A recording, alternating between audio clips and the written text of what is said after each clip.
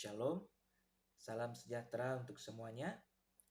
Selamat berjumpa di dalam video kesaksian pada saat ini. Saat ini saya akan memberikan sebuah kesaksian tentang hidup saya, yang bagaimana saya adalah seorang Muslim beragama Islam. Namun pada tahun 1997 saya beralih untuk menjadi seorang pengikut Kristus, menjadi umat Kristiani, percaya kepada Yesus Kristus adalah Tuhan dan Juru Selamat sampai saat ini. Ya.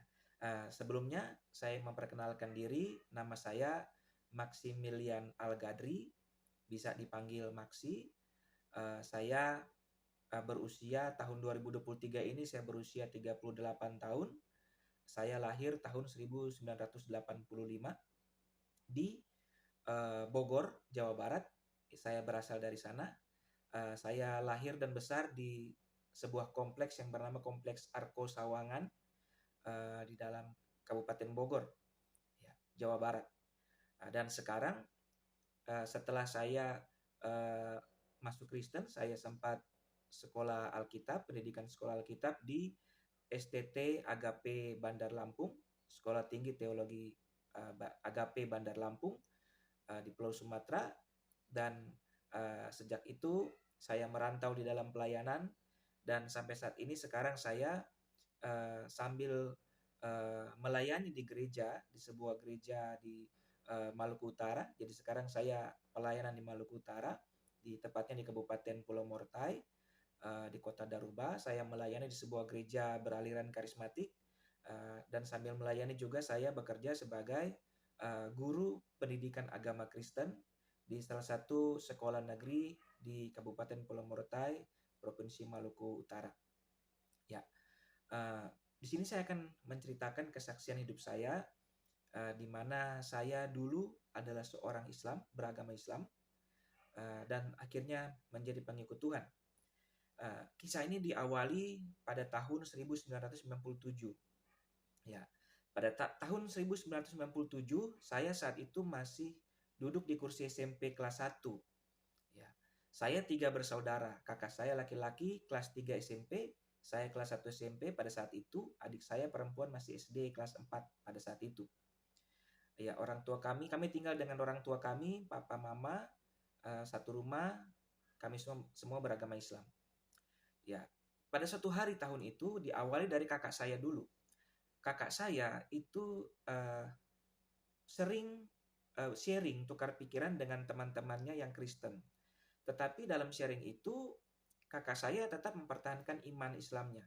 Ya, teman-temannya sharing bercerita tentang bagaimana di dalam KKR, kebaktian rohani itu terjadi mukjizat kesembuhan di dalam nama Yesus. Kakak saya saat itu ketika dengar, kakak saya tidak percaya akan peristiwa itu.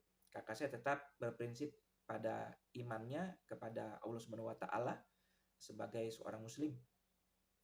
Tetapi beberapa waktu kemudian ibu kami, mama kami itu mengalami sakit, gejala tipes yang cukup parah, dan harus diopname di rumah sakit. Saking parahnya saat itu, kondisi mama saya sangat lemah sampai harus diopname di rumah sakit, dan hampir 1 minggu lebih itu tidak keluar dari rumah sakit, masih diopname dalam keadaan yang memang lemah sekali, tidak berdaya. Ya, saat itu komplikasi penyakitnya juga kami tidak terlalu tahu karena saat itu saya masih anak-anak, ya, masih SMP. Kakak saya waktu itu masih kelas 3, saya kelas 1 SMP. Jadi yang jelas mama saya sakit parah. Nah, ketika mama saya sakit parah, kakak saya teringat dengan cerita dari teman-temannya di mana Tuhan Yesus sanggup menyembuhkan. Lalu kakak saya itu masuk di kamar. Jadi posisinya kami tidak selalu membesuk mama kami karena ada jam-jam besuk tertentu yang bisa kami datangi, tapi ada kalanya kami tidak di luar jam besuk kami tidak bisa besuk ibu kami. Nah, jadi di luar jam besuk kami di rumah, pulang ke rumah. Nah, di rumah itu pada malam hari kakak saya masuk ke kamar. Kakak saya berdoa kepada Tuhan. Kakak saya berkata seperti ini dalam doanya. Ya Tuhan, saya tidak memanggil engkau dengan nama Allah Subhanahu wa taala, tetapi saya juga tidak memanggil engkau dengan nama Tuhan Yesus. Saya panggil engkau dengan nama Tuhan saja. Kenapa? Karena saya ingin minta pertanda, kata kakak saya. Kakak saya bilang, kalau Yesus itu adalah Tuhan, coba sanggup nggak Yesus sembuhkan ibu saya?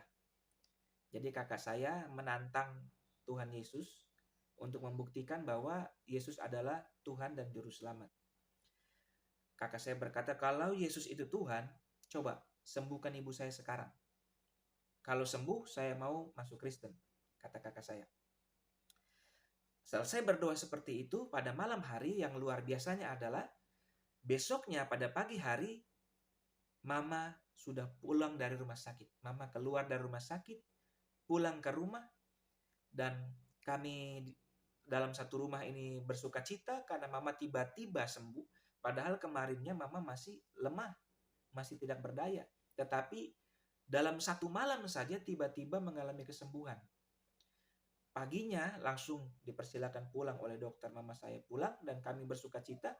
Dan kakak saya kaget di situ melihat mukjizat Tuhan. Kakak saya masuk ke kamar dan dia berdoa pribadi. Dia bilang, Tuhan, ternyata Tuhan Yesus sanggup ya menyembuhkan ibu saya. Ternyata Yesus itu buktikan bahwa dia adalah Tuhan. Kakak saya mulai percaya kepada Tuhan Yesus. Tetapi beberapa hari kemudian, iblis mulai membisik-bisikkan lagi di telinganya, mengatakan, mungkin itu cuma kebetulan saja, mungkin itu sudah saatnya, memang sudah waktunya sembuh, bukan karena mukjizat dari Tuhan Yesus. Akhirnya lambat laun kakak saya berpikir, kakak saya masuk ke kamar lagi, malam-malam lagi, masuk ke kamar, lalu kakak saya merenung, dia berkata begini, mungkin ini cuma kebetulan saja. Mungkin Mama sembuh ini bukan karena mukjizat Tuhan, tetapi hanya karena faktor kebetulan. Maka saya nggak mau percaya Kristen, saya nggak mau percaya Yesus, kata kakak saya. Nah, setelah kakak saya berdoa seperti itu malam-malam, yang anehnya adalah keesokan harinya, besok pagi, Mama kembali sakit. Jadi malamnya kakak saya berdoa bilang, itu cuma kebetulan, bukan mukjizat dari Yesus. Saya tetap di Islam, saya tidak percaya Yesus. Malamnya bilang begitu, besok paginya Mama langsung sakit lagi. Mama langsung sakit lagi, lemah lagi, langsung dibawa ke rumah sakit dan ternyata harus dioperasi bukan dioperasi, diopname. Harus diopname lagi di rumah sakit, drop kondisinya. Nah, ini kakak saya di situ langsung terpukul. Kenapa tadi malam kakak saya berkata itu cuma kebetulan, saya tidak percaya Yesus, pagi-paginya langsung sakit lagi. Kakak saya merenung selama beberapa hari.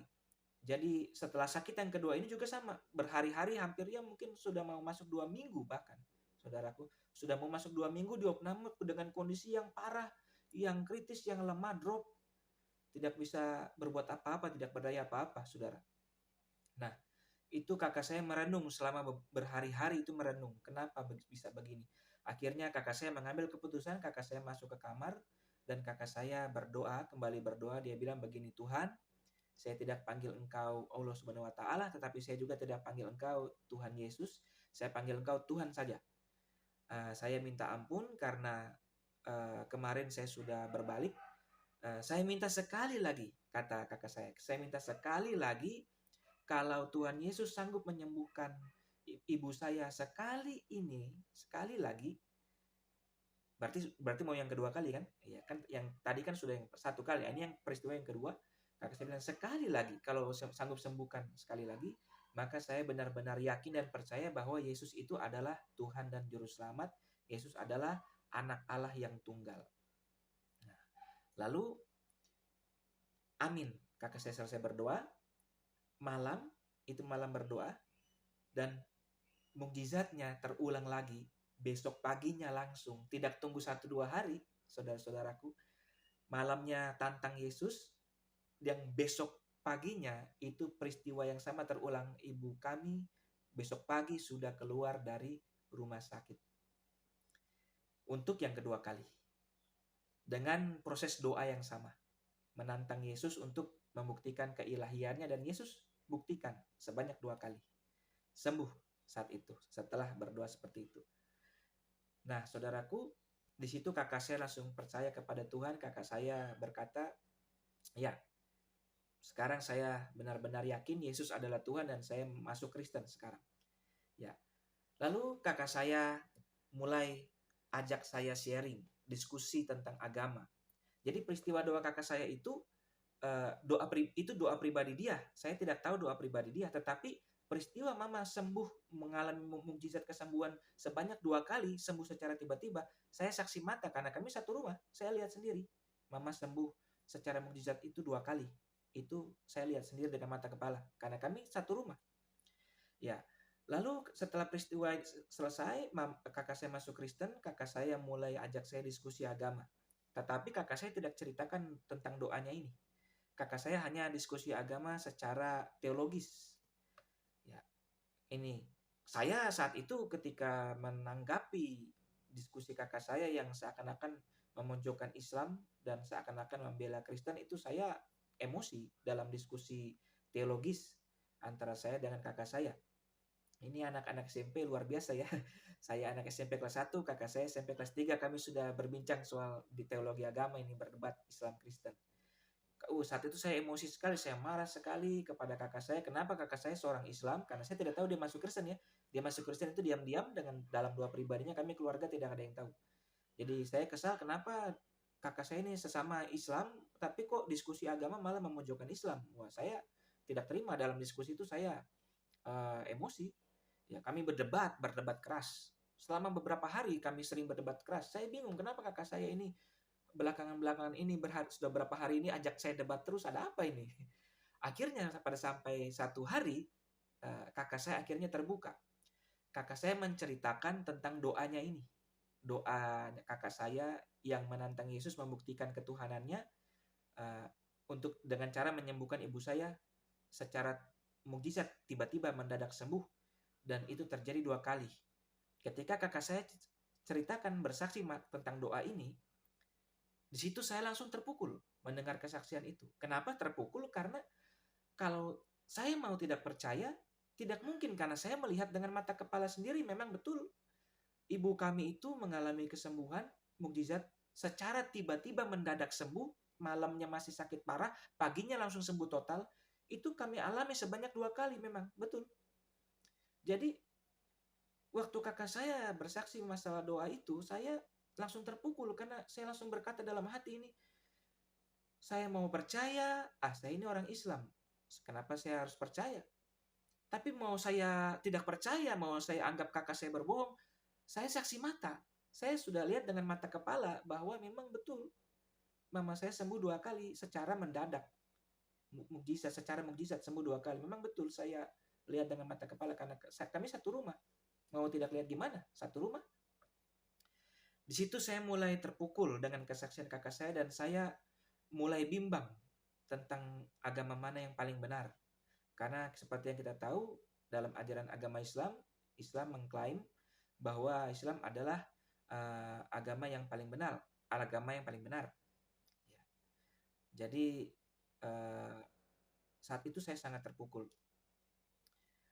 Ketika saya sangat terpukul, saya masuk ke kamar, saya berdoa. Saya berdoa dengan mode yang sama seperti kakak saya pernah berdoa. Saya berkata begini, saya bilang, Tuhan, saya tidak panggil Engkau dengan sebutan Allah Subhanahu wa taala, dan saya juga tidak panggil Engkau dengan sebutan Tuhan Yesus Kristus. Karena saya sedang bimbang, sebenarnya Engkau ini siapa? Apakah Engkau ini adalah Tuhan Yesus atau apakah Engkau ini adalah Allah Subhanahu wa taala? Saya berdoa, Tuhan, tolong tunjukkan kepada saya jalan yang benar. Tuhan, tolong tunjukkan kepada saya agama mana yang paling benar. Tunjukkan kepada saya jalan yang benar yang mana. Tunjukkan kepada saya Tuhan yang benar yang mana. Saya berdoa seperti itu. Selesai saya berdoa seperti itu, saudara, saya jalani hari demi hari seperti biasa. Saya tetap setia sholat 5 waktu seperti biasa. Saya waktu Islam rajin sholat 5 waktu seperti biasa. Jadi walaupun saya sudah berdoa minta petunjuk Tuhan, saya tetap jalani kewajiban agama Islam saya sama seperti biasa. Tetapi ada yang tidak biasa, saudara. Ya. Walaupun ibadah sholatnya seperti biasa, tetapi ada sebuah peristiwa yang tidak biasa, yaitu Setelah saya berdoa seperti itu, lalu saya jalani hari, saya sholat. Ketika saya mau sholat, dari mulai saya ambil air wudhu, sampai saya sholat, sampai selesai sholat, itu ada suatu suara, ada sebuah suara yang berbicara di dalam hati saya. Suara ini berbeda dengan suara hati kita, beda. Bedanya kalau suara hati kita ucapkan di dalam hati dengan sadar bahwa itu saya yang berbicara di dalam hati. Contoh, misalnya saya lagi duduk lalu saya melihat ada mobil lewat dan mobil itu sangat bagus, lalu saya berbicara di dalam hati, saya bilang, wah, mobil itu bagus banget ya. Nah, itu kan saya berbicara dalam hati dengan keadaan sadar, saya sadar bahwa itu saya yang berbicara. Ya kan? Tapi ini tidak seperti itu. Ini suaranya bukan seperti Anda dengar suara saya begini di telinga, suara jasmaniah yang terdengar di telinga, bukan seperti itu. Ini suaranya adanya di dalam hati dan berbeda dengan suara hati kita. Karena suara hati kita itu kita ucapkan dengan sadar, kita lagi bicara dalam hati. Tapi suara ini adalah seperti begini. Seperti ada sebuah suara yang muncul di hati saya, tapi saya tahu, saya sadar, saya tidak mengatakannya. Tetapi suara itu tiba-tiba ada sendiri, sama seperti saudara berubah menjadi kuman amuba lalu saudara masuk ke dalam pikiran saya, seperti itu, lalu saudara berbicara begitu dalam hati dan pikiran saya, seperti itu. Suara ini berbicara di dalam hati saya dan tidak bisa saya kendalikan. Saya mau hentikan suara ini tidak bisa. Saya mau hentikan suara ini tidak bisa, saya mau kendalikan suara ini tidak bisa. Suara ini terus berbicara dengan sendirinya, dengan otomatis di dalam hati saya, bukan di telinga, tetapi dalam hati saya. Ya, saat itu kan saya belum paham apa itu Roh Kudus.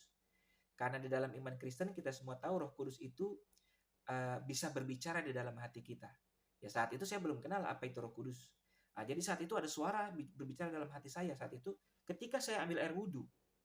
Suara itu mulai berbicara dalam hati saya.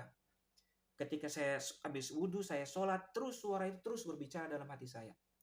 Sampai saya selesai sholat, amin, baru suara itu hilang. Jadi suara ini hanya muncul ketika saya sedang sholat. Dari mulai ambil air wudhu sampai sholatnya selesai. Suara itu muncul dalam hati saya. Selesai sholat, suara itu hilang. Dan ini terjadi bukan 1-2 kali, tetapi setiap saat mau sholat. Setelah saya berdoa minta petunjuk Tuhan.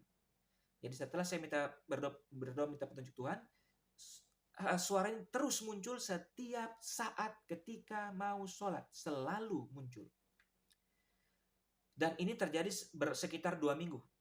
Sekitar 2 minggu selama sholat 5 waktu tiap hari selama 2 minggu sampai akhirnya 2 minggu itu akhirnya saya mengambil keputusan masuk Kristen. Jadi suara ini tidak pernah berhenti sampai saya ambil keputusan masuk Kristen. Suara ini bilang apa, saudara?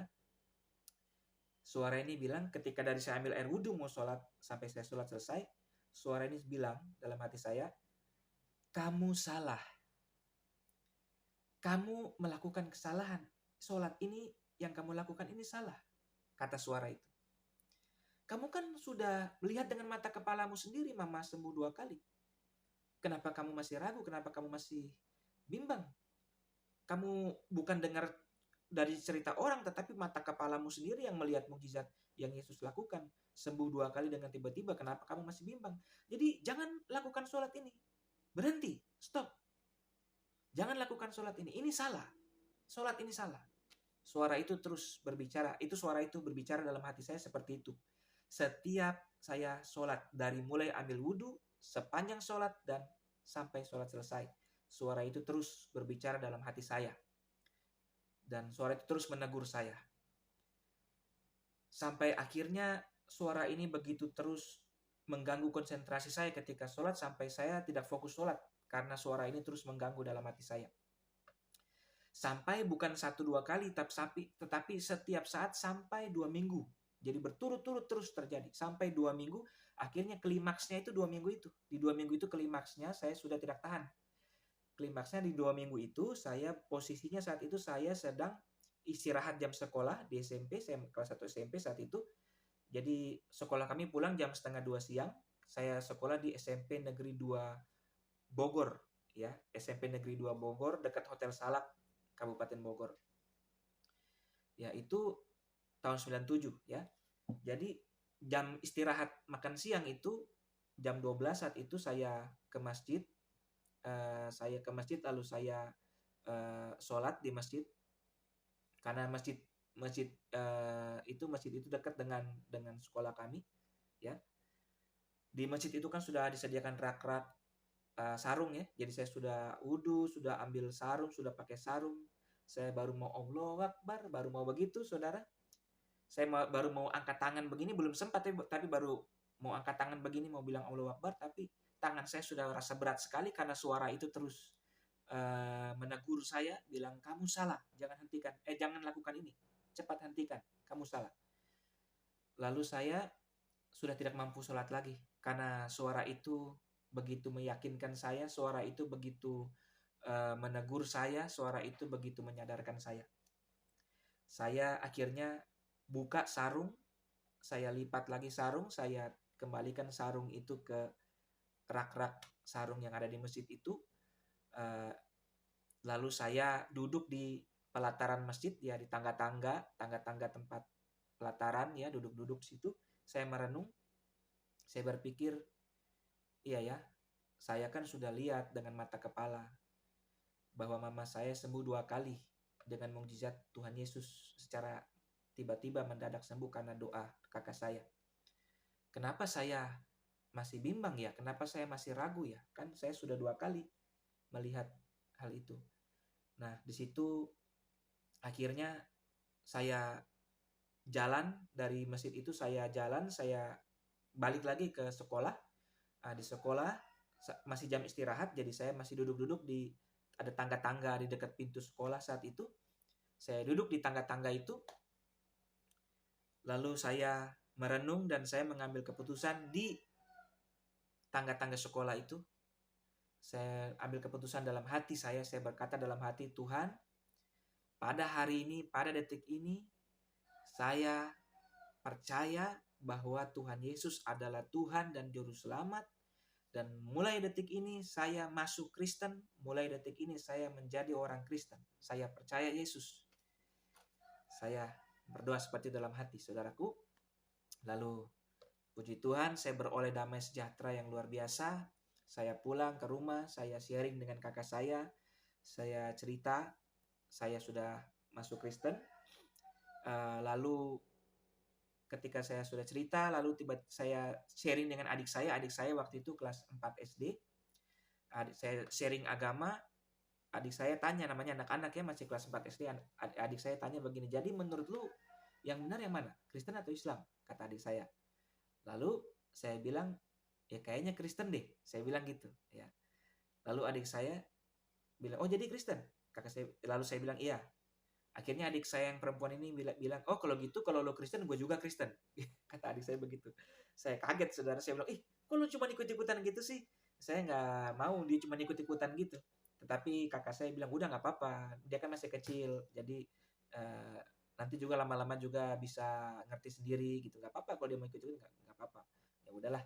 Akhirnya jadi kita semua, kakak saya dan adik saya, kami 3 bersaudara semuanya jadi masuk Kristen. Orang tuanya masih Islam, dua-duanya masih tinggal satu rumah. Nah, saat itu orang tua kami tidak tahu, ya, karena percakapan kami ini orang tua kami tidak dengar.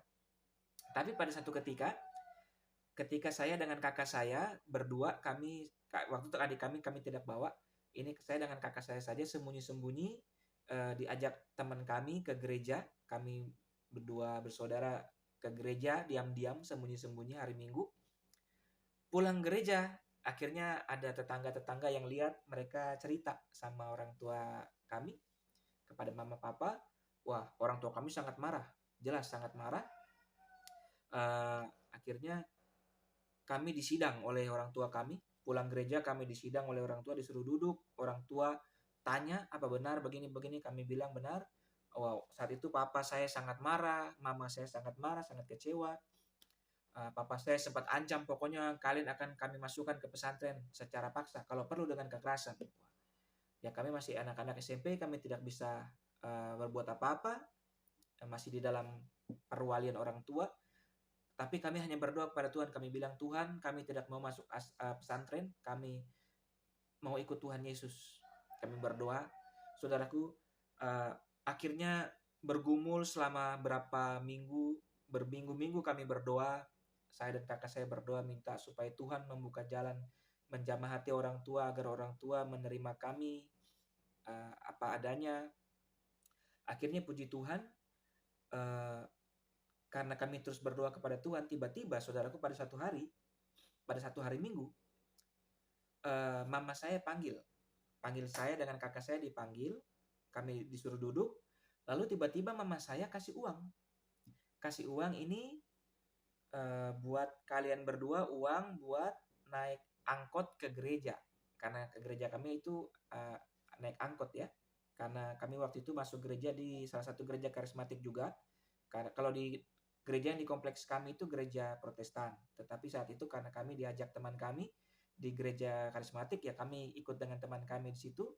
Gereja karismatik agak jauh, itu mesti naik angkot ya. Jadi tiba-tiba ibu kami kasih uang, ini uang buat kalian naik angkot untuk pergi ke gereja ya. Ini kan hari Minggu nih, jadi hari Minggu pagi dikasih uang buat ke gereja. Terus habis dikasih uang angkot, dikasih uang lagi untuk sumbangan gereja. Dia bilang ini uang buat sumbangan gereja, maksudnya derma gitu. Wah, saya dengan kakak saya langsung kaget ya, langsung heran. Ih, kenapa tiba-tiba kok berubah? Yang kemarin-kemarin mama papa itu marah-marah, kecewa kepada kami. Tiba-tiba tidak ada angin, tidak ada apa, tiba-tiba berubah sendiri. Tiba-tiba dengan sendirinya mama saya mempersilahkan kami ke gereja, bahkan memberikan ongkos dan uang derma untuk kami ke gereja. Luar biasa. Lalu besoknya hari Senin, papa kami pergi ke toko buku Gramedia membeli Alkitab bergambar, Alkitab edisi bergambar untuk anak-anak. Lalu papa saya pulang ke rumah bawa Alkitab bergambar itu. Papa saya panggil adik saya. Papa saya panggil adik saya, bilang, Tari, namanya Tari ya, masih kecilin. Tari, sini. Ya, kamu udah masuk Kristen kan? Iya. Nah, ini Alkitab. Baca ya. Kamu orang Kristen kan? Jadi harus baca Alkitab. Ini, baca Alkitab. Jangan cuma main terus. Baca Alkitab. Oh iya. Nah, adik saya bingung, saya juga bingung, kakak saya bingung kenapa terjadi perubahan seperti ini. Besok-besoknya kalau papa saya perhatikan adik saya cuman kebanyakan bermain, itu papa saya tegur, panggil adik saya, Tari sini. Kenapa cuman main-main terus, bermain-bermain terus? Kan kamu kan orang Kristen. Orang Kristen harus rajin baca Alkitab. Ayo udah, stop bermain, sekarang baca Alkitab dulu. Jadi aneh, papa saya yang beragama Islam mendidik adik saya yang beragama Kristen untuk baca Alkitab. Orang Islam ajar orang Kristen, mendidik orang Kristen untuk baca Alkitab. Luar biasa. Kalau bukan Tuhan tidak mungkin, saudara.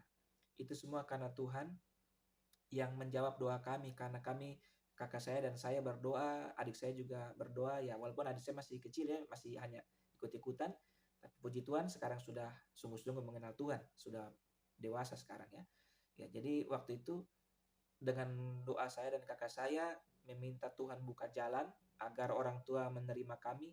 Tiba-tiba saudaraku bergumul, dalam berminggu-minggu kami bergumul, akhirnya Tuhan jawab, Tuhan menjamah hati mereka, akhirnya orang tua kami menerima kami apa adanya. Orang tua kami bahkan mendukung kami untuk menjadi seorang Kristen, menjadi pengikut Kristus yang sejati. Dan saudaraku, ketika saya masuk Kristen, saya pertama kali saya teringat ketika pertama kali saya menginjakkan kaki di gereja. Saudaraku, ketika sebelum saya menjadi seorang Kristen, saudaraku, saya merasa Allah Subhanahu wa taala itu adalah Tuhan yang begitu jauh untuk dijangkau. Karena dia di surga dan saya di bumi. Saya merasa hubungan saya begitu jauh. Karena Allah itu begitu jauh untuk dijangkau. Saya merasa seperti itu. Tetapi ketika saya masuk Kristen, pertama kali saya injak gereja, saudaraku, itu saya merasa ada sebuah damai sejahtera yang masuk ke dalam hati dan jiwa saya saat itu.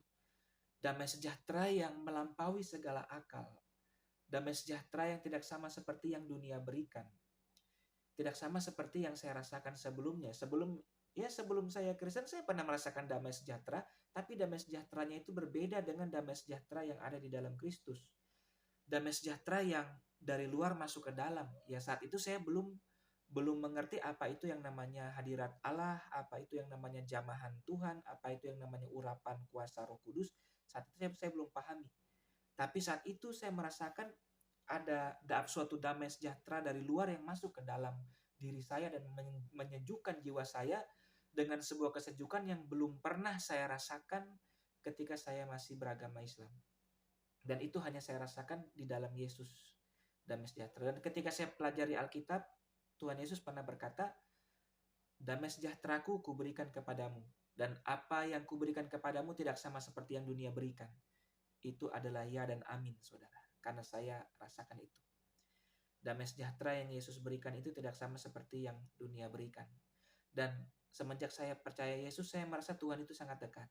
Saya merasa Tuhan itu ada di dalam hati saya, dan saya hidup ada di dalam hadiratnya. Tuhan di dalam kita dan kita di dalam Tuhan. Tuhan di dalam hati kita dan kita ada di dalam hadirat Tuhan. Merasakan sebuah kedekatan yang begitu erat dengan pencipta, itu hanya di dalam Yesus Kristus Tuhan. Saudaraku, saya rasakan itu. Jadi saudaraku, pada video kesaksian ini saya ingin akhiri dengan sebuah statement bahwa Yesus Kristus adalah benar-benar juru selamat. Yesus Kristus adalah benar-benar Allah, adalah benar-benar anak Allah yang tunggal, putra Allah yang tunggal yang diutus oleh Allah Bapa di sorga. Allah Bapa di sorga mengutus anaknya yang tunggal, yaitu Yesus Kristus, anak Allah. Ya, atau nama lainnya Allah anak, ya, sama saja Allah anak atau anak Allah. Ya, itu gelar ya, sinonim. Untuk menjelma menjadi manusia, dan Yesus Kristus adalah benar-benar Tuhan dan Juru Selamat. Jadi saudara-saudara yang berkati Tuhan, demikian kesaksian saya. Nama saya Maximilian Al-Gadri, biasa dipanggil Maxi, seorang Islam yang masuk Kristen pada tahun 97, lalu sekolah Alkitab di Sekolah Tinggi Teologi Agape Bandar Lampung, Pulau Sumatera pada tahun 2007, dan selesai pendidikan saya melayani di gereja beraliran karismatik di Maluku Utara, saat ini di Kabupaten Pulau Morotai, Kota Daruba, dan sambil melayani juga saya mengajar sebagai guru pendidikan agama Kristen di SMP negeri di Kabupaten Pulau Morotai, Provinsi Maluku Utara. Demikian kesaksian ini, sehingga menjadi berkat, semoga menjadi berkat, dan saya percaya menjadi berkat. Percayalah kepada Yesus, karena hanya di dalam Yesus adalah keselamatan. Yesus berkata, akulah jalan, kebenaran, dan hidup. Tidak ada yang sampai kepada Bapa kalau tidak melalui aku, kata Yesus. Berarti tidak ada yang sampai sorga, karena Allah Bapa itu di sorga. Jadi tidak ada yang sampai kepada Allah Bapa di sorga, tidak ada yang masuk sorga kalau tidak melalui Tuhan Yesus Kristus. Percayalah kepada Yesus Kristus. Yesus adalah Tuhan dan Juru Selamat. Yesus adalah Allah yang menjelma menjadi manusia. Amin. Shalom, salam sejahtera, Tuhan Yesus memberkati.